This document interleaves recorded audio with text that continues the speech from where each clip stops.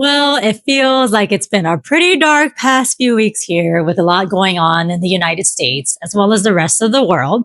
So, today I want to talk about a book that gave me a great momentary escape from all of the chaos. Meet Me in St. Louis by Sally Benson.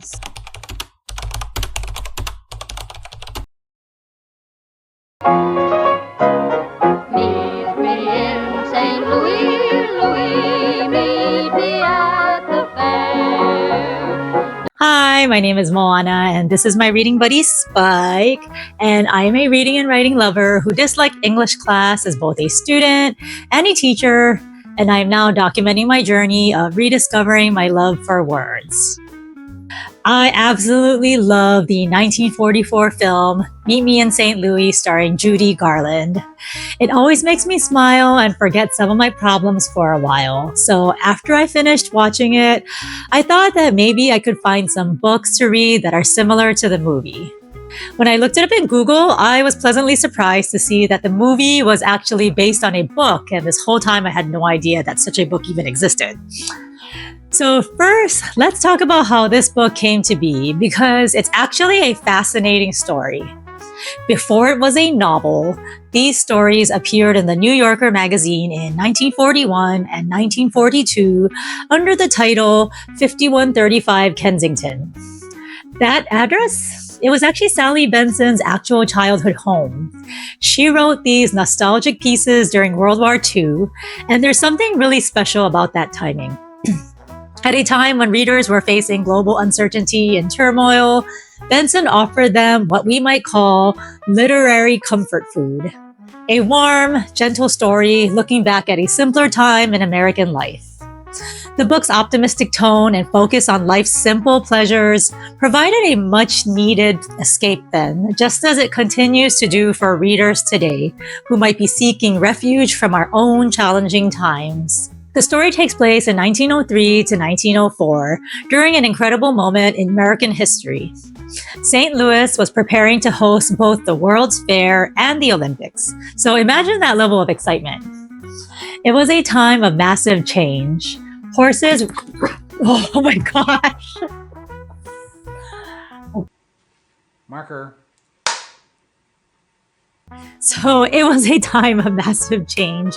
Horses were sharing the streets with automobiles, electric trolleys were appearing, and the Victorian era was giving way to the modern age.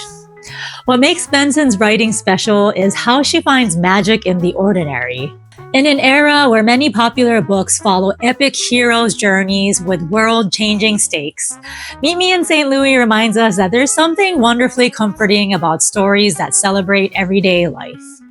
Whether it's Tootie's and Agnes's making a production out of buying ice cream, the family working together to make ketchup in the kitchen, or the excitement of preparing for a holiday party, Benson turns routine moments into delightful adventures. The Smith family faces their share of challenges, from teen heartbreaks to social embarrassments to fears about moving away from their beloved home. But what's remarkable is how they meet each obstacle with humor, resilience, and unwavering family support. When Rose's long-distance relationship hits a rough patch, the whole family rallies around her. When Tootie gets into mischief on Halloween, it becomes a story that the family laughs about rather than a disaster. Even when Mr. Smith contemplates a job in New York that would uproot the family, they face the possibility with a mix of trepidation and optimism, always finding ways to support each other through potential changes. So let's talk about the Smith family themselves. Through their experiences, we get this amazing window into middle-class American life at the turn of the century. We see how multiple generations lived together, how families entertained themselves before television and internet, and how they celebrated holidays and traditions. It's like a time capsule, but one that feels incredibly alive and relevant. The city of St. Louis, or St. Louis, I keep stumbling on that. The city of St. Louis itself is practically a character in the book.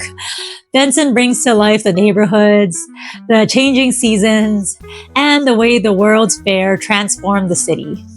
You can feel the excitement and pride of a Midwestern city announcing itself to the world. Throughout the story, we see various characters growing and changing. What's remarkable is how Benson captures different perspectives from the youngest child to the grandparents, showing how each family member navigates this time of transformation in their own way. Now, we can't talk about this book without mentioning the famous 1944 MGM musical starring Judy Garland. While the movie is wonderful in its own right, it takes quite a few liberties with the source material.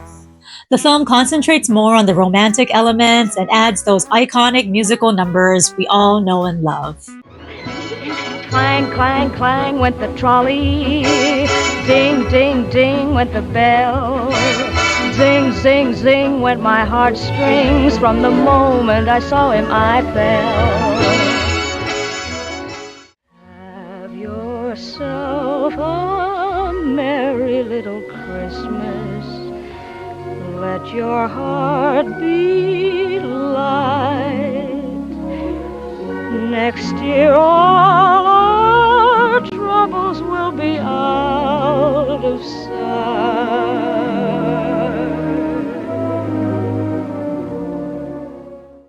But the book offers something different, a more nuanced, detailed look at family life during this fascinating period.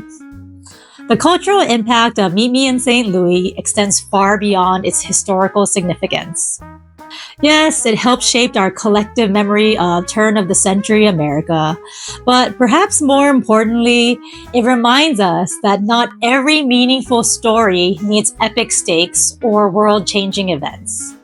Sometimes the most profound moments happen around the dinner table, during holiday preparations, or in quiet conversations on the porch.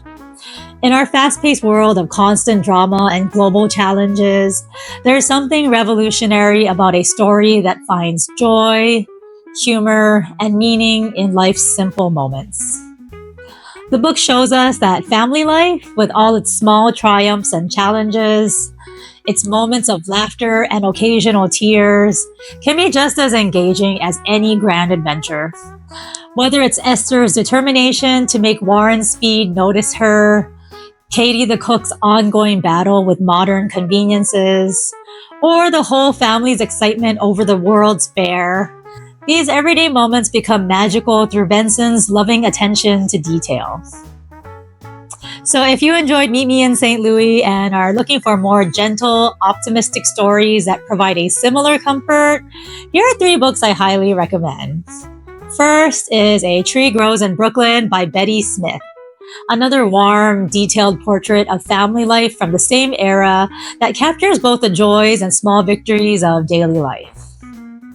Next, we have The 4-Story Mistake by Elizabeth Enright. This charming family story shares the same episodic style and focus on finding adventure and humor in everyday moments. And finally, Emily of Deep Valley by Maud Hart Lovelace, a wonderful story set in 1912 that captures the same warm sense of community and Midwestern charm that makes Meet Me in St. Louis so special. Do you have any other suggestions of happy books that can be a great escape when your daily life feels a little rough? If so, let me know what they are in the comments, because I would love to hear more suggestions of books to read. Thank you so much for joining me for this video, and if you enjoyed it, make sure you hit that thumbs up button and subscribe to see more of my bookish content. Until next time, happy reading and see you soon. Bye!